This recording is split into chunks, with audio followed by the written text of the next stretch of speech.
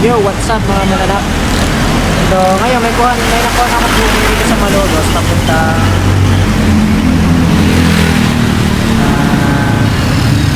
Tansa, Cavite. Or nakapuling lang siya. So, may note si customer na ang sabi niya sa note is babayaran niya pa yung dress na bibili niya rito sa Malolos.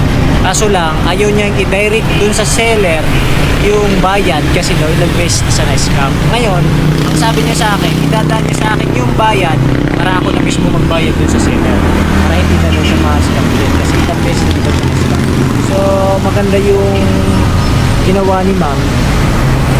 May advantage, may disadvantage din kasi baka mamaya pag nag-save na rin ng pera yung rider na rin na hindi makuha sa mga ganun scenario.